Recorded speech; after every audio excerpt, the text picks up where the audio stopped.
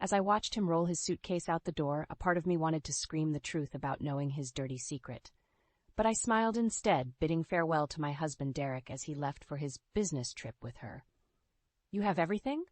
Laptop, chargers, documents?" I asked, trying to mask my inner turmoil with a warm tone. "Yes, dear, all set," Derek replied, his eyes avoiding mine. He hesitated for a moment, as if sensing my underlying tension, but then he leaned in and pecked my cheek. "Don't worry, it's just a standard year-end review meeting."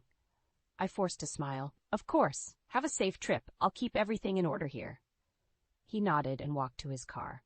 I watched him drive away, my heart sinking with every mile he put between us. Once his car disappeared from view, I let the facade crumble. "You lying, cheating bastard!" I screamed, tears streaming down my face. How could he do this to me? After 7 years of marriage, 3 of which he'd been having an affair with my so-called friend Jenna. The humiliation stung, but I vowed that karma would come for them both. I'd discovered their betrayal 3 months ago, quite by accident. Derek had left his phone unattended, and a text from Jenna Baby popped up with intimate details of their next tryst. My hands had trembled as I read the messages, each word a dagger in my heart. In that moment, I knew our marriage was over, but I couldn't confront him then, not without a plan. So I'd kept up appearances, smiling through the pain as I gathered evidence of their affair. Now, with Derek gone for a week, the stage was set. The private investigator had done his job, providing me with irrefutable proof of their transgressions, and my family, my parents and brother Luke, had rallied around me, vowing to help me expose the truth and make them face the consequences. I wiped my tears and took a deep breath. Time to get to work. I grabbed a box and started packing up Derek's belongings, stripping away every trace of our life together. By the time he returned, our home would be unrecognizable, a fitting metaphor for the end of our marriage. With each item I packed away, I felt a weight lifting from my shoulders. The past was behind me, and the future held possibilities for healing and growth. I would be free of Derek's deception, and he would reap what he had sown. The memories flooded back, each one a cruel reminder of how blissfully ignorant I'd been in the early days of our marriage. "I'm the luckiest man alive," Derek had said, holding me close on our honeymoon in Maui. "You're my soulmate, Marianne. I'll love you forever." What a fool I was to believe those hollow words. Even then, he'd probably been unfaithful, unable to resist the temptation of other women. The thought made me sick. When we returned from Hawaii, he'd been attentive and affectionate, and we started talking about having children. But looking back, I could see the cracks appearing, subtle at first, then gaping chasms of deception. "Working late again?" I'd asked one evening, months after our wedding. "Project deadlines are piling up," he'd lied with a casual shrug. I never suspected a thing, not until that fateful day 3 months ago, when his phone had betrayed him. "Hey, handsome, can't wait to taste you again. You made me so wet last time." The explicit text from Jenna had brought my world crashing down. "You worthless scum," I'd screamed, throwing his phone across the room. Derek had rushed home to find me in hysterics, the truth finally exposed. "It's not what you think," he'd pleaded, trying to spin more lies. "Jenna and I are just friends. Save it, you lying bastard." I'd shrieked. "I know everything. The hotel rooms, the weekends away on business. It's all exposed." He fell to his knees, groveling and begging forgiveness. "I'm so sorry. Please, we can work through this." I'd laughed bitterly through my tears. "There's no coming back from this. Our marriage is over." And so the facade had crumbled. In the days that followed, I alternated between despondent grief and volcanic fury. But as the initial shock faded, a new determination took hold, a resolve to make them pay for their betrayal. That's when I'd hatched my plan and brought my family into the fold. To their credit, they'd rallied around me without question, becoming co-conspirators in my quest for justice. Now, here I was, dismantling the remnants of my old life while Derek was off gallivanting with that harlot. She'd pay too, I vowed silently. I'd make sure both their worlds were destroyed, just as they'd destroyed mine. With my newfound determination, I knew I needed concrete proof of Derek's affair. If I was going to make them face the consequences, there could be no room for doubt or denial. That's when I reached out to Mike Rawlings, a private investigator who had helped a friend gather evidence in her own divorce case. Within a day, Mike had agreed to take on my job. I'll need access to financial records, phone logs, anything that can establish a pattern of behavior, he told me in a hushed voice when we met at a cafe downtown. I nodded, my jaw clenched. Whatever it takes, I want them buried under the weight of their own sins. Mike raised an eyebrow at my intensity but didn't comment further.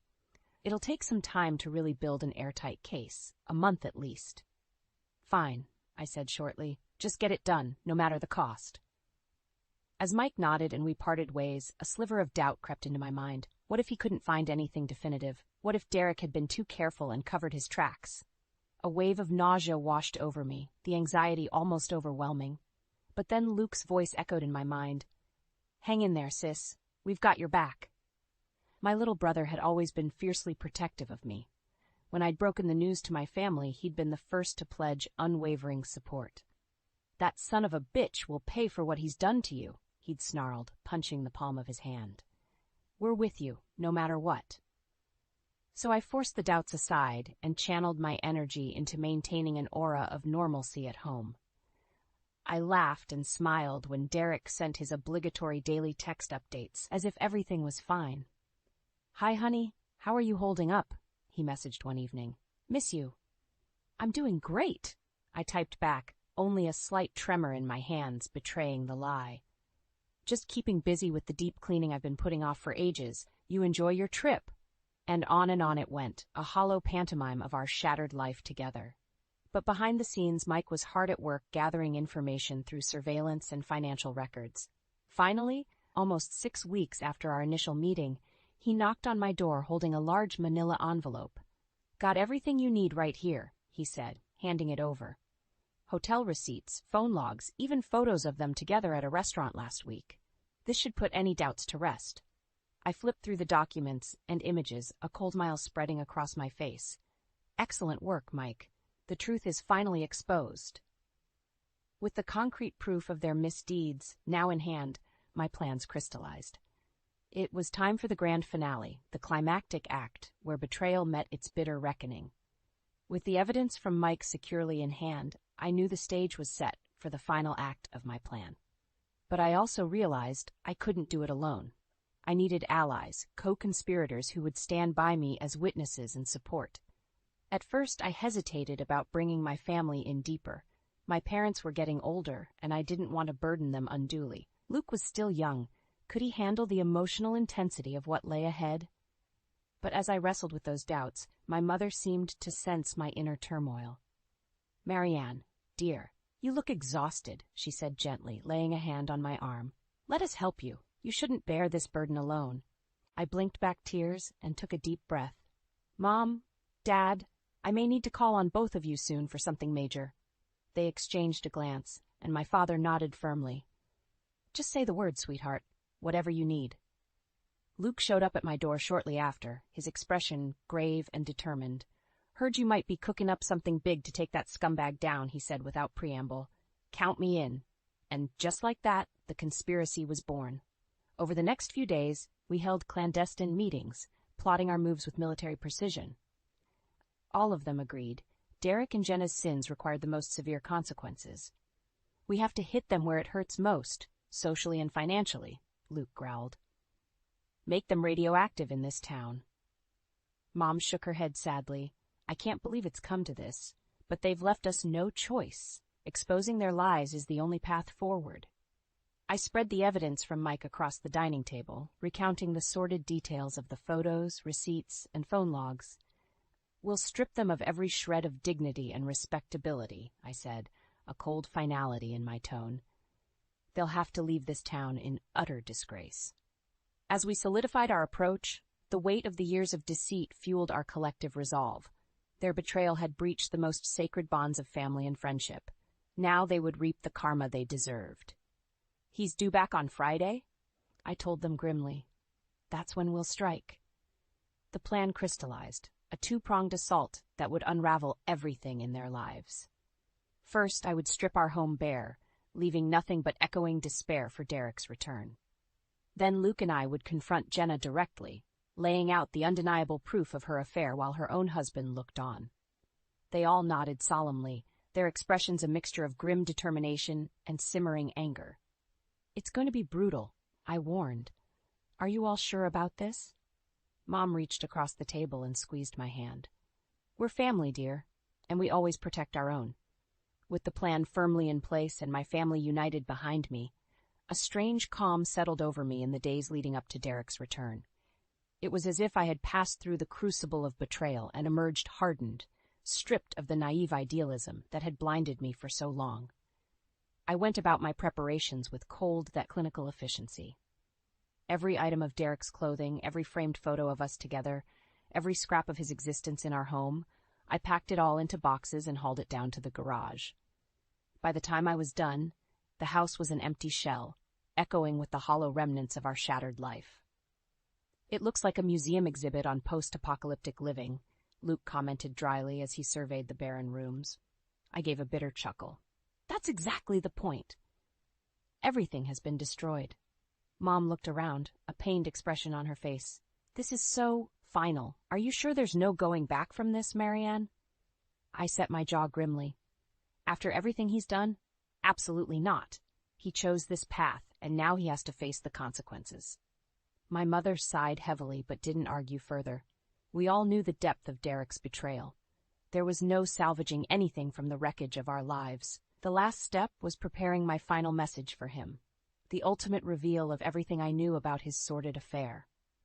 I gathered stacks of the evidence Mike had uncovered, photos of Derek and Jenna in intimate embraces, receipts for hotel rooms and business trips taken together, transcripts of their lurid text exchanges.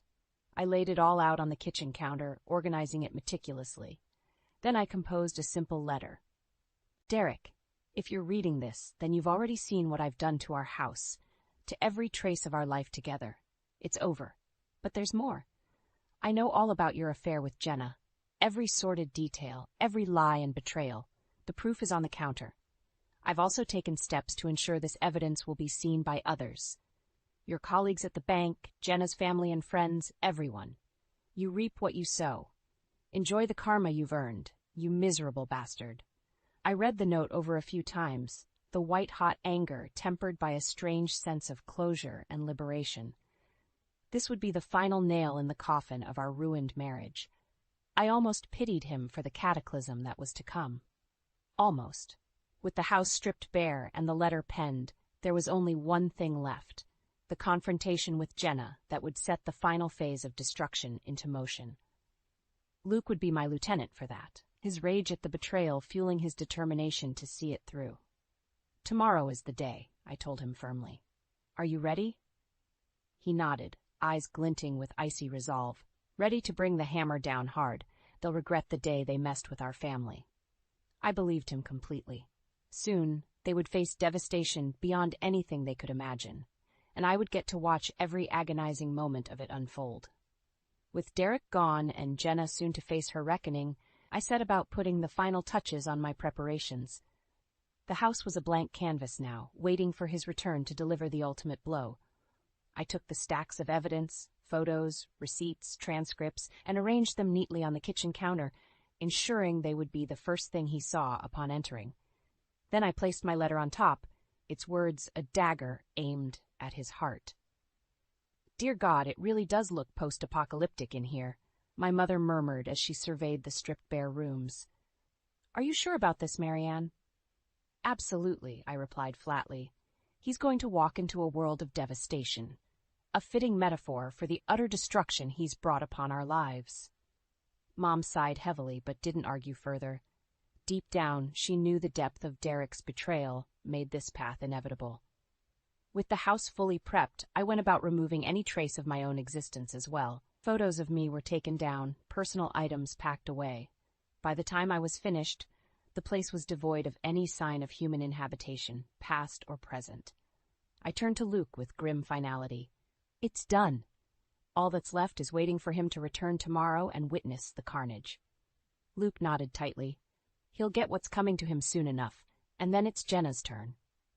The thought of confronting her brought a cold smile to my lips. She deserved every bit as much devastation as the lying bastard she'd debased herself with. As the daylight began to fade, casting long shadows across the deserted rooms, A strange calm settled over me. It was the peace that comes from knowing a path has been set in stone, with no turning back. "Are you going to be okay tonight?" Mom asked, eyeing me with concern. "Maybe you should stay with us." I shook my head. "No, I need to be here to greet Derek when he arrives. Don't worry, I can handle it." She sighed again but didn't press the issue. After hugging me tightly, she and Dad left, leaving just Luke and me. My brother looked around the abandoned house, a muscle twitching in his jaw. "I still can't believe he did this to you. The goddamn nerve of that scumbag." "I know," I said softly, "but it's almost over now. We'll make him face the consequences and then move forward." Luke gave a curt nod. "Damn right, and tomorrow we'll bring Jenna's world crashing down too. I can't wait to see the look on her face." As the shadows deepened, we finally said our goodbyes and I was left alone with the hollow silence of the house. I wandered aimlessly through the vacant rooms, my footsteps echoing in the void. Finally, I sank down on the bare floor, leaning my head against the wall. Unbidden tears traced their way down my cheeks as the full weight of everything I'd lost, everything that was about to change, washed over me.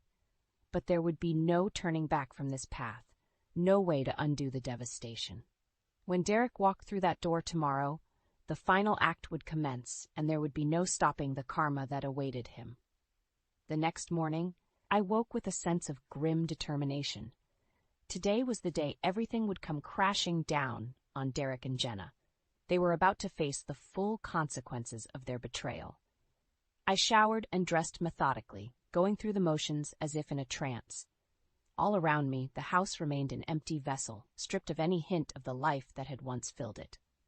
Luke arrived right on schedule, his expression set in hard lines. "You ready for this, sis? No turning back now." "I'm ready," I said, my voice devoid of inflection. "Let's go end this once and for all." We arrived at Jenna's modest two-story home shortly before noon. Her husband Rob's car was in the driveway, exactly as we'd hoped. I drew in a steadying breath as Luke and I approached the front door. "You take point," he muttered. "I've got your back." I nodded tightly and rang the bell. After a few moments, Jenna answered, her brow creasing in confusion at the sight of us. "Marianne? Luke, what are you doing here?" "Don't play dumb with us," I spat. "We know everything, Jenna, every filthy detail of your affair with my husband." Her eyes went wide with shock and fear. "What? I don't know what you're talking about." "Save it," Luke snarled. "We've got all the proof. Photos, texts, receipts, everything. You're going to face the consequences right here, right now." Jenna visibly paled, her mouth opening and closing soundlessly. Before she could gather her wits, Rob appeared behind her in the hallway. "Jenna? What's going on?" "Nothing, honey. Just—" But Luke barreled past her, grabbing Rob by the arm. "Come out here, man. You need to see the truth about your lying, cheating wife." Rob's eyes widened in alarm as Luke half-dragged him out to the front step where I stood, stone-faced. "Marianne, what the hell is this about?" Rob demanded. I simply reached into my handbag and pulled out a thick envelope, handing it to him wordlessly. He hesitated, then opened it, his face draining of color as he began flipping through the photos and documents inside. "Oh, God," he whispered hoarsely. It's all here." Jenna was openly crying now, watching in horror as her husband uncovered the undeniable proof of her infidelity, laid out in stark black and white. "Rob, baby, please let me explain." She began through her sobs, but he turned on her with a look of pure revulsion. "Explain what? How you screwed around with Marianne's husband for years behind my back? Jesus Christ, Jenna, how could you?" He sank down onto the front step, his head in his hands. Jenna hovered over him, alternating between desperate pleas and groveling apologies. I stared at her coldly, neither pity nor satisfaction in my gaze. "Do you see now, Jenna, the destruction your lies have wrought?" Her anguished gaze met mine. "Marianne, I'm so sorry. Please, you have to believe me." "Shut up," I said flatly. "There's nothing you can say that matters anymore. You made your choices, and now you'll live with them. Same as Derek will." She fell silent, shaking sobs racking her body as I turned away. "Let's go, Luke. We're done here."